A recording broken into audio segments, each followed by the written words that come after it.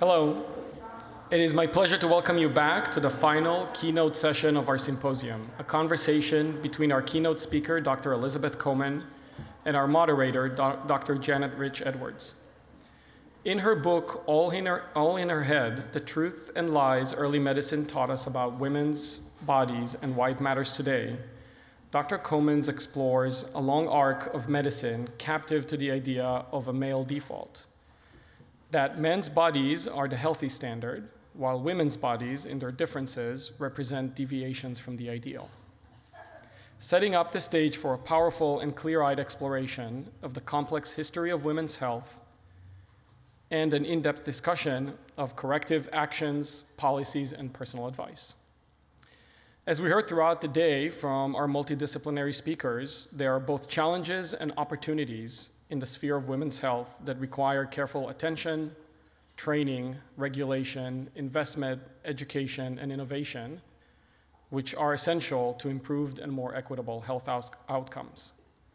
Contextualizing these challenges and opportunities and illuminating their past, present, and future are central to the aims of the symposium and to Dr. Comen's work. In her book, Dr. Comen guides us through 11 organ systems, from skin to bones to hormones and reproduction, bringing to light the hidden legacy of medical ideas that have pathologized normal female experience, sidelined women's voices, and shaped care in ways that echo to this very day. She describes, for example, how for centuries the medical field argued that women were simply small men, and moreover, just ruled by hormones. And how, to this day, heart attack symptoms that are more common in women are described as atypical. In the book, Dr. Comen also describes ongoing work to improve the medical system's treatment of women and provides advice, ways to advocate, and practical tools for women as they interact with their medical caregivers. She notes with great empathy how every symptom a woman brings to her doctor is not just a medical story, but a human story, one that deserves to be honored with dignity and belief. Dr. Comen's approach is sweeping, but also intimate, as she draws on medical texts, interviews with physicians, and her own clinical experience treating thousands of women. She also draws on her unique academic background and training in both the history of science and medicine. She earned her AB degree from Harvard University and her MD from Harvard Medical School. She trained in internal medicine and oncology at Mount Sinai and Memorial Sloan Kettering, and now holds roles as medical oncologist specializing in breast cancer, associate professor of medicine, and co-director of the Women's Health Collaborative at NYU Langone Center. Dr. Comen's career has been recognized with awards such as the Department of Defense Breakthrough Award for Breast Cancer, the American Society of Clinical Oncology Young Investigator Award, and multiple grants from the Breast Cancer Research Foundation and the Susan G. Komen Foundation. She's a sought-after speaker on the topic of women's health and has made numerous and impactful appearances in a broad range of media outlets. Joining Dr. Comen in conversation this afternoon is Dr. Janet Rich Edwards, Director of Life Course Epidemiology at the Mary Horrigan Connor Center for Women's Health Research at Brigham and Women's Hospital, Associate Professor in the Department of Epidemiology at the Harvard T.H. Chan School of Public Health, and Associate Professor of Medicine at Harvard Medical School. Also a double Harvard alum, Dr. Rich Edwards received her AB degree from Harvard College and her SCD degree from the Harvard T.H. Chan School of Public Health. She's a former Radcliffe Fellow and former Faculty Director of the Sciences at Radcliffe, and has for 2 decades been an investigator in the National Nurses Health Studies. Her research focuses on determinants of women's reproductive health, as well as on prenatal and childhood factors that affect the risk of developing chronic diseases in adulthood. It is now my pleasure to turn the stage over to Dr. Elizabeth Comen and Dr. Janet Rich Edwards. Thank you, Ido. Can you hear me? Great. I want to first do a little housekeeping and remind you that that little QR code on the Diagnosing Divide slide is where you can submit your questions. We're going to do about 30 minutes where I can't tell you how much I've been looking forward to this, where I get to interview Elizabeth Comen, and then we'll do about 15 minutes of your questions. So This book, and I'm going to hold the book up so you can all see it in case you haven't. This book is a must-read. This book, I'm skeptical of these kind of books in general. I loved this book, okay?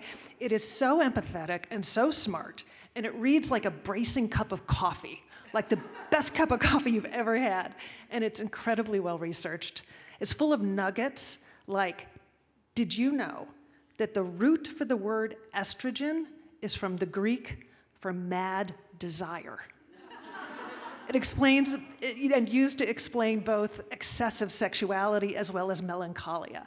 It's full of nuggets like that, as well as histories, narratives, and personal stories from your time as a doctor, as a daughter, as a woman, and honestly, an incredible amount of vulnerability. It's hats off to you in this.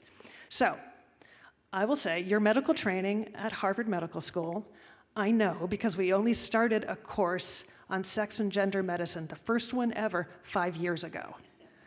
I know you didn't learn this perspective at school. Can you say more about what personal or professional experience kicked this off for you? Oh my gosh. First of all, I am just so moved and honored to be here. I am in such a room of inspiring people, women, leaders, and to think that you're interviewing me. I mean, you're excited, I'm ecstatic. So I feel very emotional. I have my best friend from high school here as well.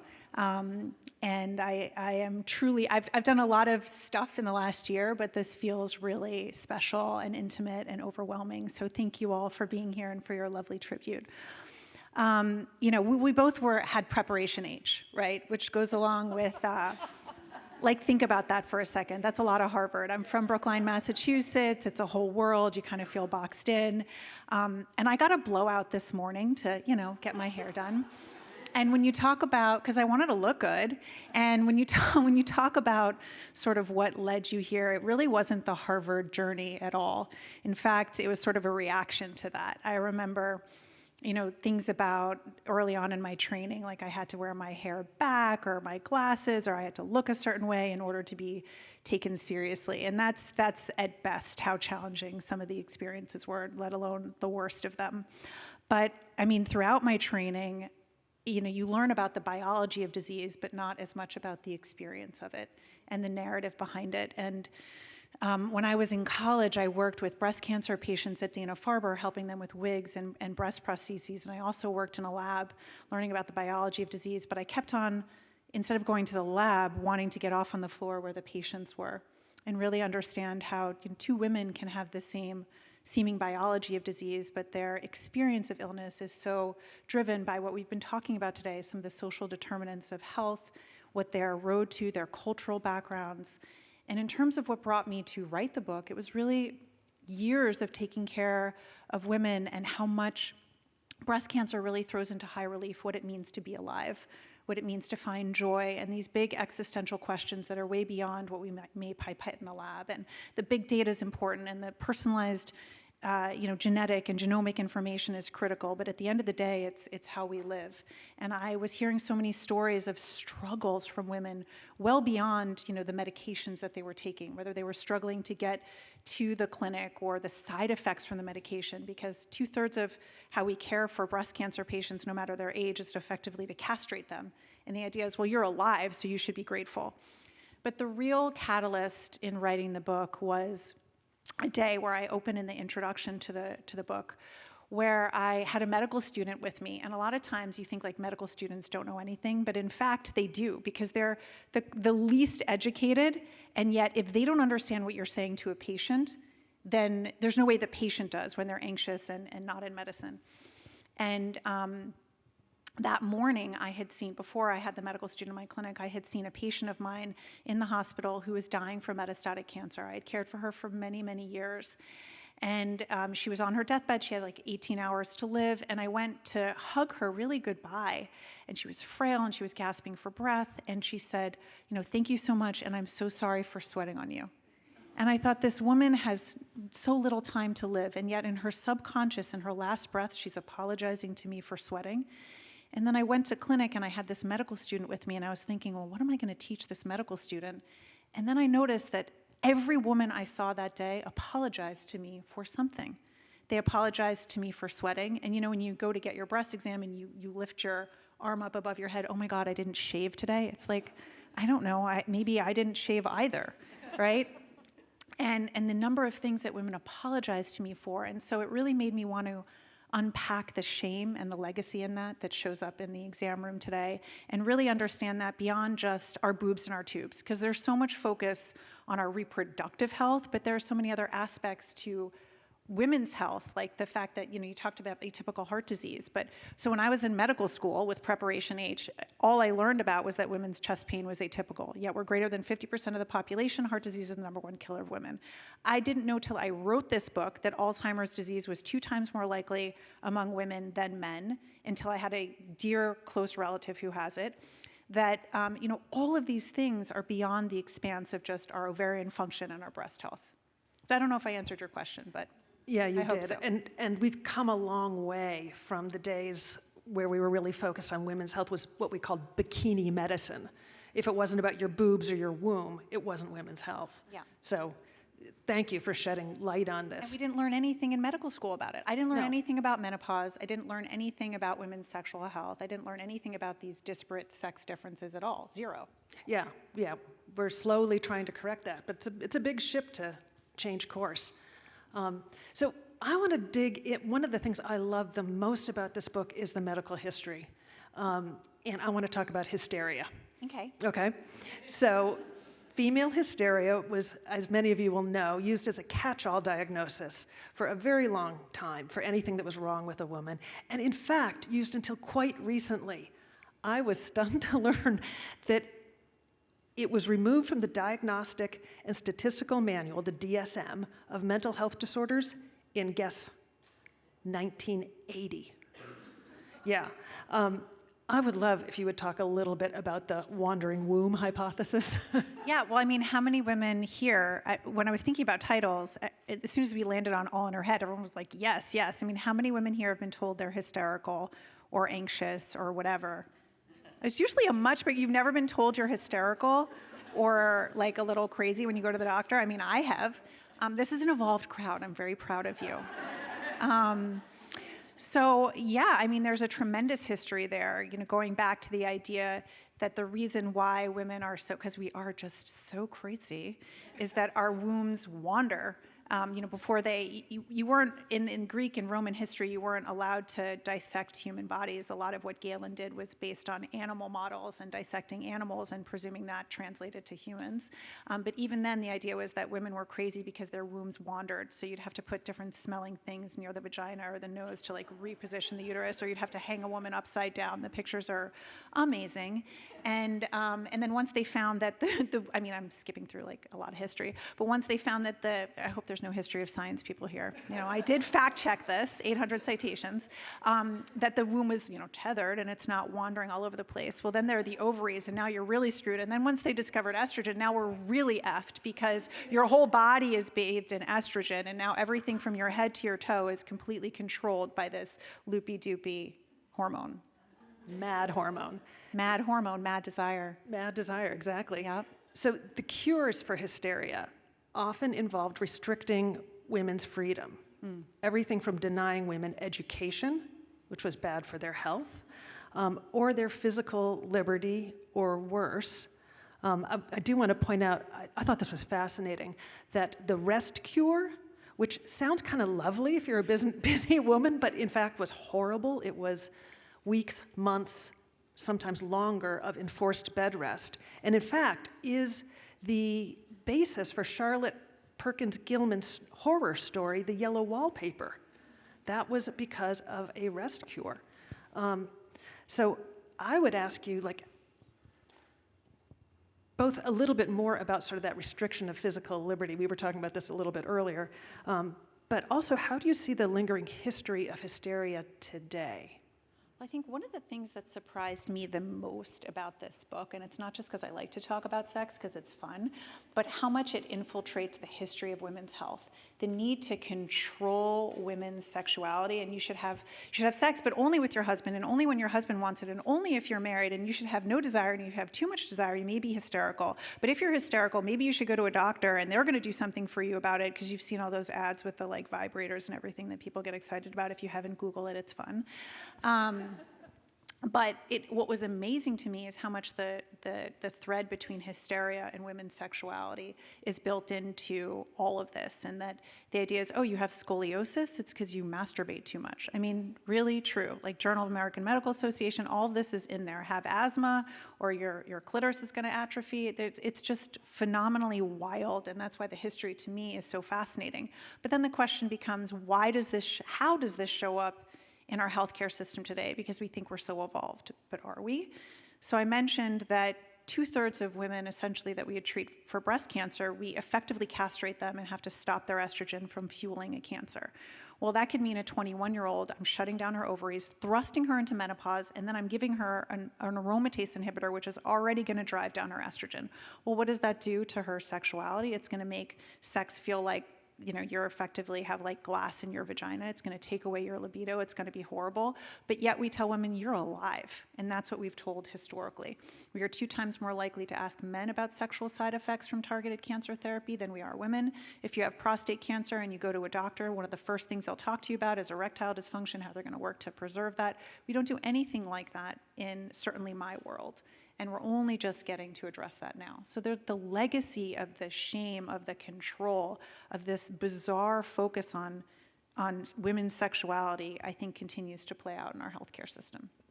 Yeah, and I would say women's mental health as well. You trace a nice thread from hysteria to sort of modern day. Women get told we're anxious a lot. So the bitches be crazy school of medicine, just what we all were. So it was interesting, the publisher at HarperCollins was like, I'm not sure about that title. And I'm like, you know what, we have to keep it. It's my favorite title of the chapter, because I think the field of neurology is so much based on that. And it opens with the story of these patients I don't say this in the book, but it was during the COVID pandemic. So I had this, I don't detail this specifically, but when it comes to women's health and being told they're anxious. So at the initial start of the COVID pandemic, I had a patient, a young woman who was diagnosed with metastatic breast cancer before the pandemic, like 4 or 5 years before, with metastatic disease. She was about 30 years old. She had been orphaned. She had a really hard life. And I first met her in the hospital when, she was diagnosed with cancer everywhere and thought she had days to live. And I mean, that is anxiety provoking. Plus she had a lot of trauma in her life and no family to support her. And we started her on medication, and it really got her to a point where she had no evidence of disease on her PET scan. So not technically cured, but she was on oral therapy, no chemo. It was really remarkable. And I say this because I'd met her when she was very anxious. She gets COVID, and she gets admitted to the hospital with like these stroke-like symptoms. She's got tremors and very stuttered speech. And the entire neurology team and the psych team just keep saying she's anxious. And I was thinking, what? But I've met this woman when she was the most anxious she's ever been in her life. Something is really wrong. I don't know what it is. And, I called my dear friend whose husband's a neurologist, and I said, you got to help me, because nobody's helping me at this hospital I'm working at. And, and then in the next room over, I had a woman who also had COVID, no history of anxiety, and was eating her hand to her bone. Right? And there was something neurological going on in these women's brains. I didn't know what it was. And, so there are many stories of this, or we can think about endometriosis and the things that women have gone through and been told it's all in their head, when really we just didn't invest in figuring out what was going on with them. Yeah, no, very good point. One of the things I love most about this book is how you treat each organ system, each disease entity, with the complexity it deserves. And one of the places where you do this the most beautifully is when you talk about cosmetic surgery.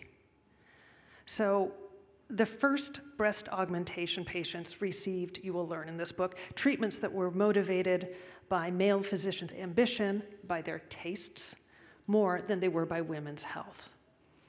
They even managed to coin a new medical term for this, micromastia, small breasts, as a medical condition to justify these surgeries.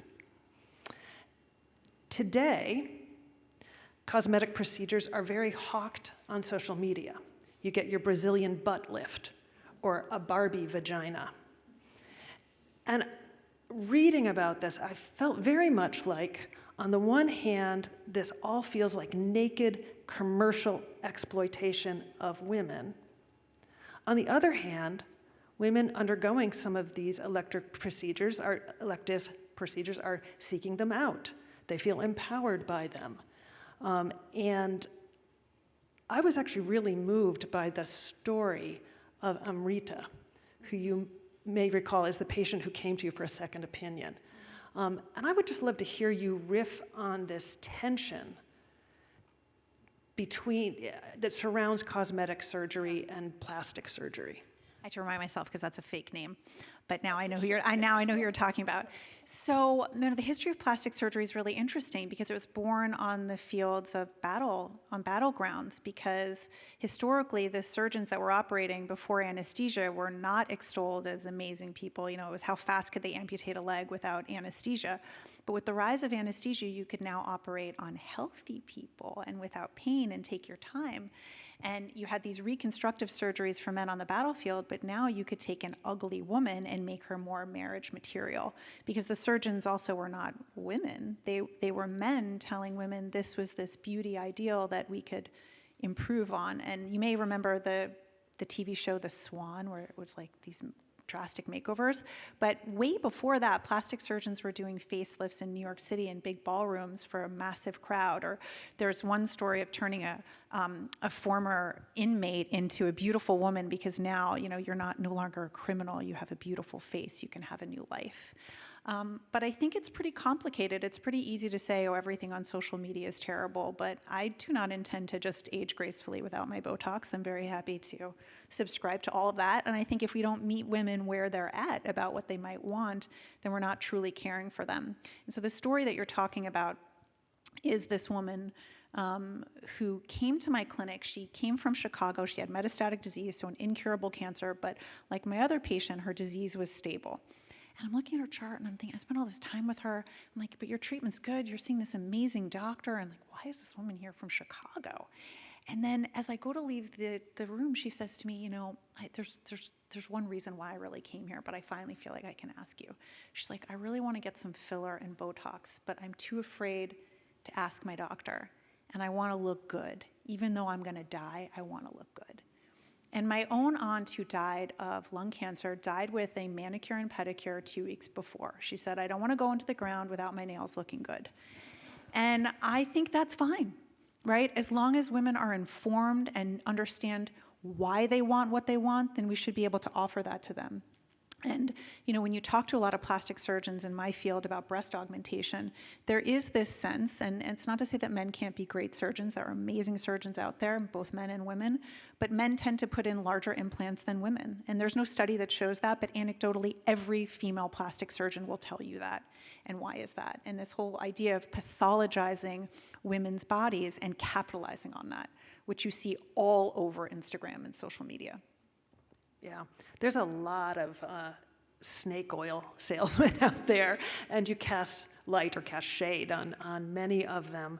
Who really managed to take advantage of our gaps in knowledge about women's bodies and women's health. It just opens up this arena for charlatans and for people who will exploit women. And I think that era is still with us, and particularly strong in sort of a social media environment. I'm thinking, and maybe this is a question that this is a bit of a personal beef. So as I think Dr. Goldstein mentioned, we're sort of in a menopause moment, right? Where there's a lot of media attention and increasing scientific attention on women's experiences through menopause and shortly after menopause. And new attention to what can be really debilitating symptoms.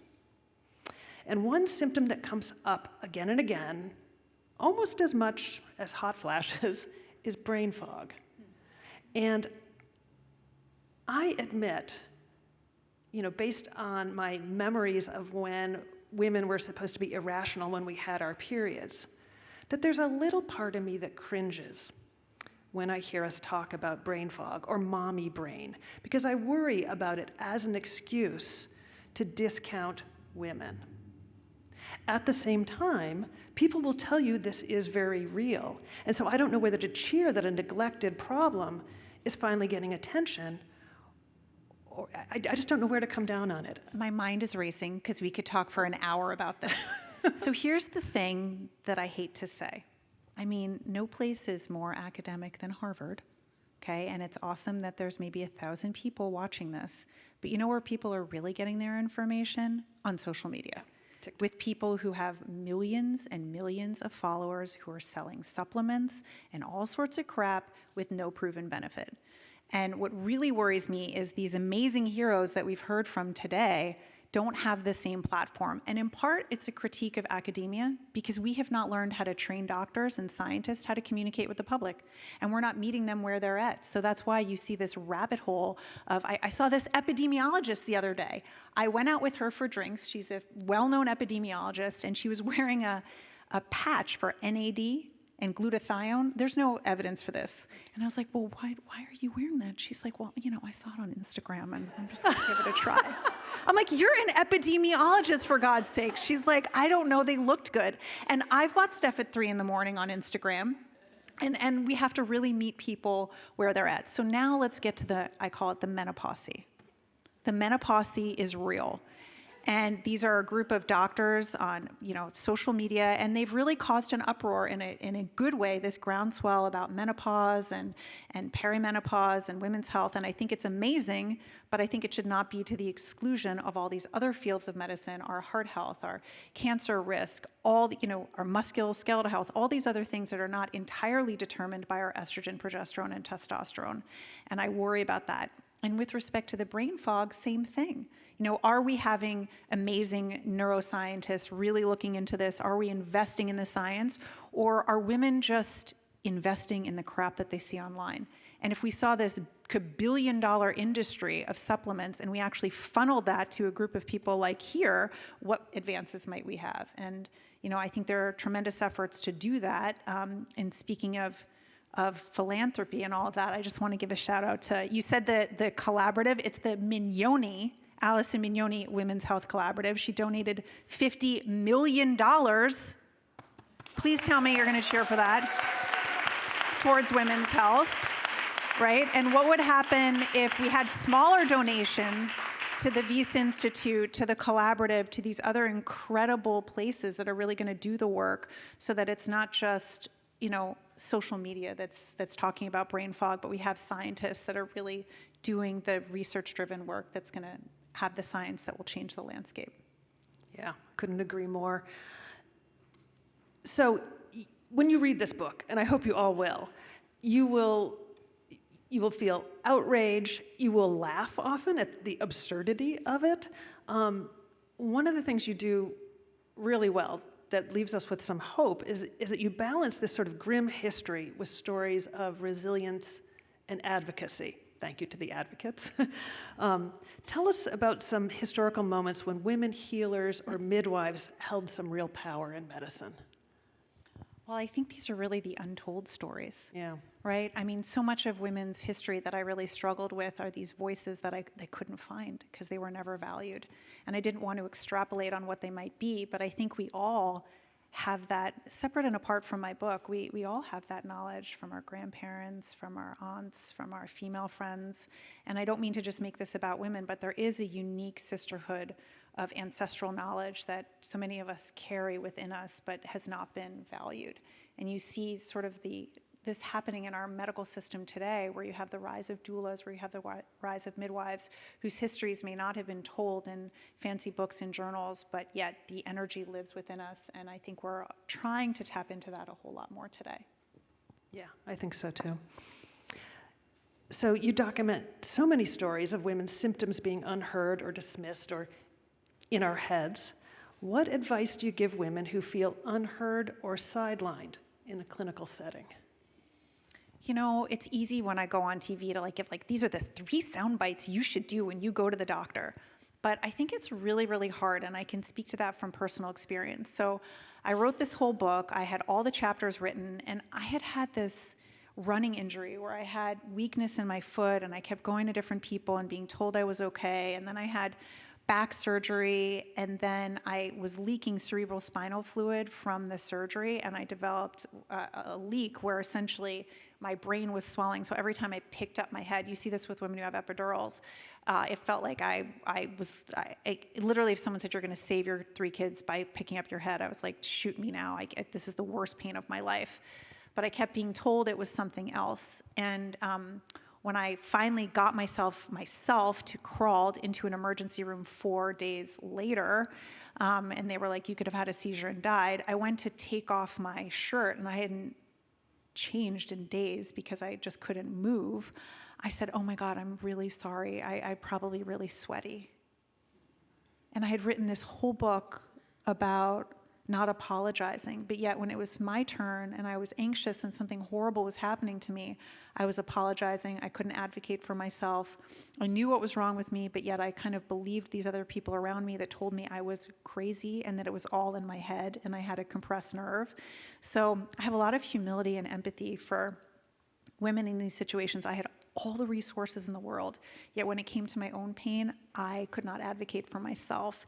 And those around me, you know, my loved ones were kind of like, oh, she's a doctor, she knows what's going on, and she has these great people taking care of her. But I didn't actually. They were terrible. And I had to switch my whole care team.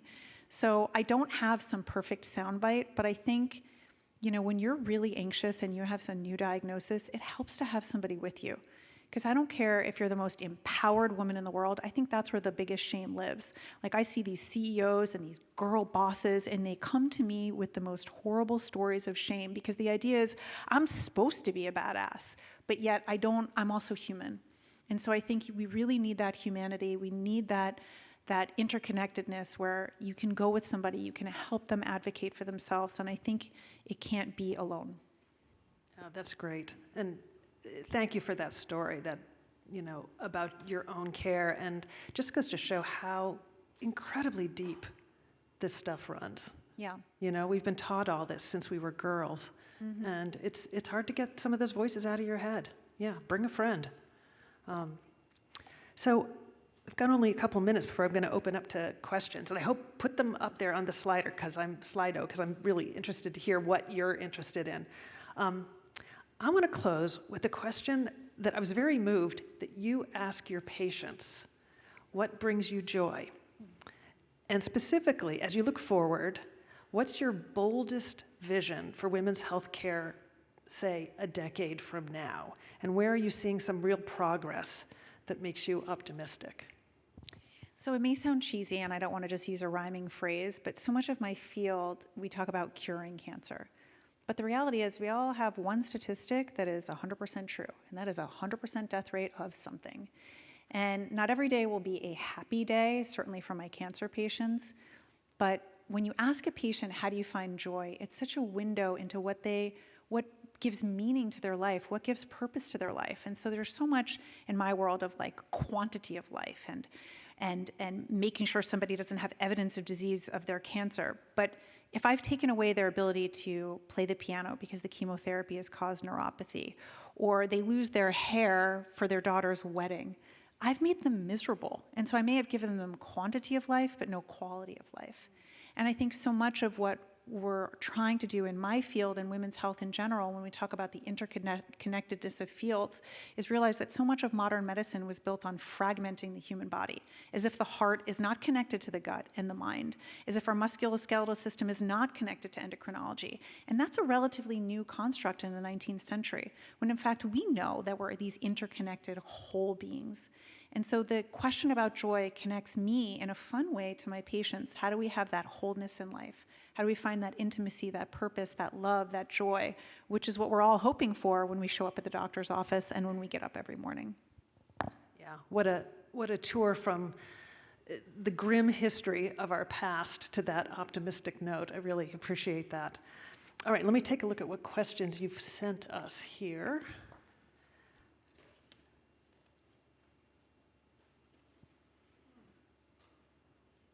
Okay, here, as an internist, when I went through menopause, I saw how poorly I had managed with patients. How do you process the regret of undertreatment in your career? Oh, That's an interesting question. what That's a really great, interesting question. deep question. Yeah. Because I have a lot of regret. I have a lot of regret about dismissing women's symptoms. When I wrote this book and I read about the history of GI, for example, and the history of irritable bowel syndrome, and I know we have the creators of Linzess here, there were so many times, and I had interviewed this gynecologist for the book, and she had said to me, you know, I never want to tell people I have this history of IBS because people assume you're crazy when you have that. And yet it's a very real diagnosis that women struggle with. And there were so many times in my career, for example, where I saw that and I was like, oh, this woman's gonna be nuts. Or like fibromyalgia, right? Or endometriosis, or some of these other things where I didn't realize how little we don't know. Or the number of times I gave women hormonal therapy and I'm like, yeah, but you're doing great. You're doing great, right? And they were miserable, really miserable and struggling. And I feel very badly about that. And I think it motivates me to do better today. Yeah. Here's one. Please speak to the intersections of economics on perceptions of standards of health for women. So basically, I think, how do economics drive women's health and women's health care? Oh, they're huge. I don't know if Naomi Ko is here. She's my new boss at NYU. If you don't know her work, you should. But these ideas of socioeconomic determinants of health are massive, right? Even just the ability to show up to a mammogram and get time off from work to go for that. What if you're at a clinic where they're only open from 9 to 5 and it takes a long time to get there and your job is not going to, you work as a housekeeper and they're not going to give you time off, right? They're paying you cash to like go get your mammogram. There's so many things that we don't think about. Or, how many times do I talk about exercise? We talk about exercise and longevity, and it's massive. I'm a huge worker-outer. Nobody knows, very few women, I should say nobody. I'm a dancer, I'm an athlete. It's taken me forever to learn how to strength train. And you've got this whole menopause online talking about you got to lift heavy. You know what happens if you lift heavy and you don't know how to exercise? You're going to hurt yourself. So in my clinic, I might tell women you really got to start working out more, but they don't have the money to go to a gym and hire a personal trainer. We certainly don't give doctors the training to do this. We don't have physical therapists that are available at any affordable rate to teach women this. So it's massive, all these ideas about longevity, and yet we don't have a society that supports that, or a healthcare system that does. Yeah. Talk about pelvic floor therapy. Who has access to pelvic floor therapy, really, that's covered by insurance? All of these things that are important, like nutrition, longevity, exercise, pelvic floor, they're not reimbursed by these third-party players, right? So it makes it hugely impossible for people that don't have access. Yeah, I learned only recently that pelvic floor therapy is standard in many parts of Europe after you deliver a child. Like 4 sessions. How many are women here were automatic. offered pelvic floor therapy after they delivered? I have 3 kids. I never knew about it. It's not normal to pee on yourself after you have kids. You don't have to. I see one hand raised, and she's I didn't young. even know about, that's the other 1,000 years of holding it in is one chapter on urology. I didn't even know that, about the whole field of like incontinence and, jumping on the trampoline. There's help for women. Yeah, definitely. That sort of segues to this question, that today's health indicators rely heavily on maternal health. This is near and dear to my heart. I do a lot of looking at what pregnancy complications that are common tell us about mom's future health. And to go back to what you were saying about how we divide everything up into systems, we only became aware of this about 20 years ago. And it's unless you ask the questions that sort of cross over various systems, in a sort of holistic way, to your point about we are whole health, you can miss incredible things and things that have, a lot of leverage to them. But Makes me think of preeclampsia. exactly. Right? So Poster child. when you're in the emergency room, and we already talk about women, we're missing heart disease left and right. Woman's more likely to call an ambulance on her husband having a heart attack than her own symptoms call her doctor. But preeclampsia, which affects so many pregnant women, you know the stats better than I do, is a risk factor for future heart disease. We only talk about that now. And why, with all the pop-ups that happen in emergency rooms when you have to like click, click, click away like a monkey, why doesn't that pop up when a woman comes in with chest pain, that we don't ask about, do you have a history of preeclampsia? Yeah. We don't automatically do that. Nope, it's hopefully that will change. We're trying to get that to change. We're going to do that. So this is an allied question. Somebody saying she loves the interconnectedness approach. How do we successfully educate more of the medical community to adopt this kind of approach? Does our current system allow that? So no, our current system does not allow that, but look at this great thing we're doing today, right? So hopefully it will have a butterfly effect. But I think the interesting thing is for so many years, the idea was that women's health was sidelined and pushed into gynecologists. So you have a women's health problem, that's for your gynecologist. If you're a neurologist and you take care of women, you're doing women's health. If you're an immunologist, rheumatologist, orthopedic surgeon, that's still women's health, right? ACL injuries are 9 times more common in women than men. If you're an orthopedic surgeon operating on women, you're engaged in women's health. So I think we have to change the narrative that it's not just this siloed, because we can't have all the gynecologists just managing everything related to women's health and only have 1% of our budget be towards researching women's health. Amen to that. So related, I'm a female PCP, primary care physician, struggling with gender disparity. Most of my patients are women, and there are more topics that come up for women. PAPS, mammo, birth control, menopause. Our male PCPs doing less, and then along with that, I see fewer patients than my male counterparts. What can we do? Oh, so this reminds me of a female gastroenterologist that I interviewed. So I did not know this, but okay, so there are disproportionate female GI problems that women experience, but also to do a colonoscopy on a woman takes longer because the colon could be more torturous in a woman. And women tend to prefer female GIs.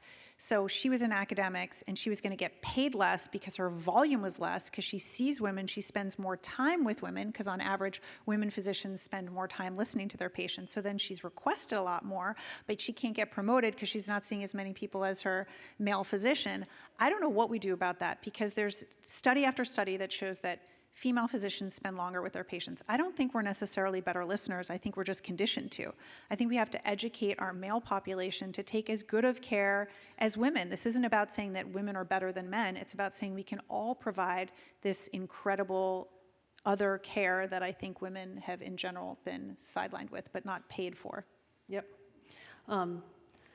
So this question, we could probably identify the person who's asking, but they're online. So how can men be allies? My wife was ignored by her provider for 3 weeks. I made a firm, I'm the husband, I am stern phone call. She got a reply that day. You know, I think when I wrote this book and people didn't meet me, they thought, oh my gosh, must be like some man-hater. And it's just the opposite. I think there are so many, and my book is really filled with extraordinary stories of men who have been incredible advocates. And I don't know that I even like the word ally, but just advocates. I think, you know, if you love and care for somebody, you can show up for them. And that includes in the doctor's office, helping to take notes, helping to ask the questions that your partner may not be able to. But I think we just need to celebrate and support the men who do that because I think there are many, both as advocates and as physicians and providers. Yeah. You guys there are so many questions. Thank you. I'm totally overwhelmed by this, and it's so exciting to see all of them. Here's one. There are many scams, but there are also scientifically supported lifestyle interventions. How can you tell one from another? Oh, I think it depends on your source. I mean, in general, trying to find a board-certified physician is really important, but the Instagram rabbit hole is real. I think the thing is if it feels too good to be true, like click here and all your problems will be solved, it's probably not. Like wait till 7 a.m. before you buy anything online. But I think I've been prey to it as well. I wasn't sleeping so well for a while, for a few weeks, and I was like, oh, maybe this supplement looks great. So I think I really empathize with that, but give yourself a little bit of time, try to ask a physician, try to ask somebody who knows the evidence, and then think, you know, okay, am I gonna really cause myself harm? What's the harm that could be done? And make some informed decisions. Yeah, great answer. Here's one. We haven't talked that much about mental health. As a mental health therapist in training, focused on treating women's mental health, what key advice would you offer as I prepare for this career? I mean, I think that one of the things that was really interesting in talking to a psychiatrist was Allie Baker in the book was how many times she collaborated with other physicians in her field, because a lot of the women that were coming to her with seemingly purely psychiatric conditions had something other involved. And I think it's really important to honor women's, mental health issues, but also collaborate in other fields, because women can have autonomic dysfunction, they can have other medical issues that could be solved, again, by a more holistic look at what's going on with their health. Yeah. I'd like to turn us a little bit to policy and ask you what you think about sort of policy and maybe research priorities. One question here. Is there a sense with the current environment at the federal level that progress in women's health may be backsliding? And I'd love to just get your Gestalt opinion of, are we still moving forward? Where are we moving forward? Where are the bright lights in this field? I think if I focused on politics too much, I might be terrified. Yeah, okay, and I withdraw that. No, don't withdraw, don't withdraw. I mean, I'm an optimist, I'm an oncologist, and so I like to see things with rose-colored glasses. And I think at the end of the day, there's lots of ways to look at this. And I think if we're not a healthy society, and that means taking care of women, then we're not going to do well economically. We're not going to produce in all sorts of environments. And I think there's ways to bridge the conversations and dialects to advocate for women's health, even with people who seem very far away from advocating for women's health. I think we heard we were talking about the HPV vaccine. It's hard to argue with, don't you want to save a life? So I think there's lots of ways to cross the divide. And I'm really optimistic. I mean, nothing like this happened when I was in college. This is true. I mean, this is pretty freaking very cool. true. So Yeah. despite whatever political environment, I mean, lots of cool things are happening. Yeah, we're talking to each other and Yeah. making some real progress. Exactly. I agree. Talking. We love talking. All right, I've got enough time for another question or two. So there's a shortage of doctors now. How do we motivate our next generation to enter this profession? And I would add to that to focus on women's health. This is where I'm worried. I think I worry a lot about the not only the politics, but the third-party players, meaning the looming problem of insurance. I mean, the great joy with patients is when you have time to get to know them. And so much of insurance and our hospital system and our doctor-patient relationship is being infiltrated by people that have no idea what it's like to take care of somebody. Yeah. And I think when you have inspiring young people who are interested in medicine, it's because they've had the joy of being with someone and sitting with someone and feeling like they're making an impact. You can't do that in 10-minute visits. And you also can't do that when you have the burden of the financial drain of going to medical school and graduating $300,000 in debt. Mm-hmm. So I think one of the most exciting things at NYU is that the medical school is free. And so when I graduated from Harvard Med School, the number of people that entered into radiation oncology, dermatology or anesthesiology or radiology or ophthalmology was massive relative to the need for primary care physicians. I think we really need to economically support primary care physicians, create family medicine programs, because they're the gatekeepers for our health. And when you have free medical schools, you unburden people from choosing a specialty based on remuneration and paying back their debt and really doing something that follows their passion. And I think that's when we'll have better health care, when people can actually be in the types of medical settings where they want to care for patients. Yeah, that's a great note. So I think I'm going to conclude with something I was curious about, and another audience member is too. The book is now all of a year old. Was there anything you left out of the book that you wish you'd been able to include? Well, so when I wrote the book, this whole menopause story was it was kind of just evolving. And when I wrote it, I didn't think anybody would care. Like, I had no clue that there would be this whole world of people out there. I was very insecure. I had imposter syndrome, and I was like, is anybody going to read this? And I think there are a lot of voices and experts, not just in the menopause and hormonal field, but there have been so many experts that have come out of the woodwork that I never thought I could have talked to. But now I get to talk to you that I wish I had included in the book. But I would have loved to have interviewed you and so many people here, but now I get to talk to you in other settings. Well, the good news is it's always evolving. Yeah. And I know I'm plugging for this book, but I really appreciate that. No, the I book have is no PR, just as so personable as Dr. Comen is, so I'd encourage you all to read it. Thanks.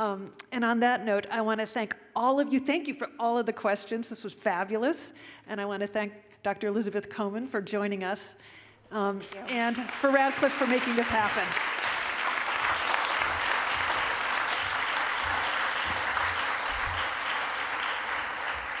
Thank you, Janet. And yes, we will buy the book.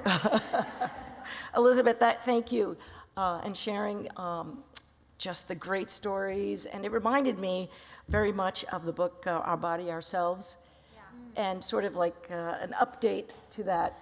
So two things. That's what Oprah said. It was a highlight of my career. She was like, this reminds me of Our Bodies, Ourselves. But if you haven't read Eve by Kat over here, you need to read it. Yeah, raise your hand. This is where we all get to have main character energy and be part of a hype party. She wrote an amazing book about the evolution of how we've left out the evolution of women's health and women's bodies and animals. Did I get that right? I didn't do the elevator pitch. It's an amazing book. Yeah, do it. Hi. Yeah, read Eve. Yeah. Well, I'm going to deliver a few brief remarks, just capturing the day. But I wanted, before I do my brief remarks, I want to share a story that happened to me just this morning on the Radcliffe campus that's actually relevant to the theme of this symposium. So I was walking in, and there was a woman walking beside me, and I just assumed she was coming to the conference. And I said, "Oh, are you coming to the Women's Health Conference?" And she was very spry and snappy. She goes, "What conference?" I said, "The conference here at Radcliffe. It's a conference on women." She goes, "Well, you know, I graduated from Radcliffe in 1957. And I said, "Oh, okay." And she goes, "I'm teaching Kafka tonight." I said, "Oh, okay." And I'm doing a little bit of the math.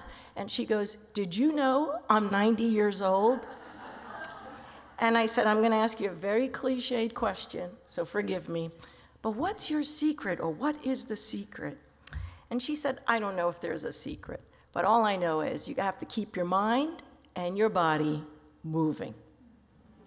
So I could not resist that story because it was just so perfect. So what did we learn today?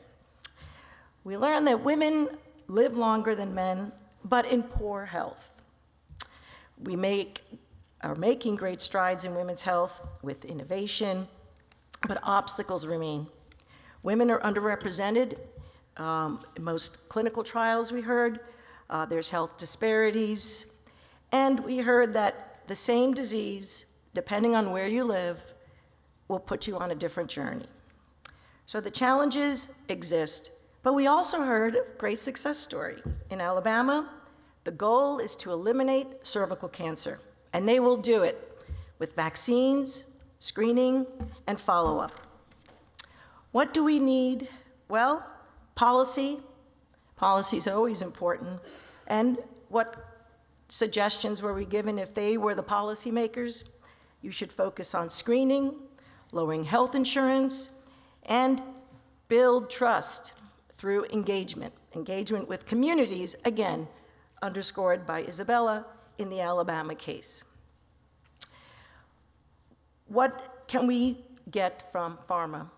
Pharma is our friend and our partner.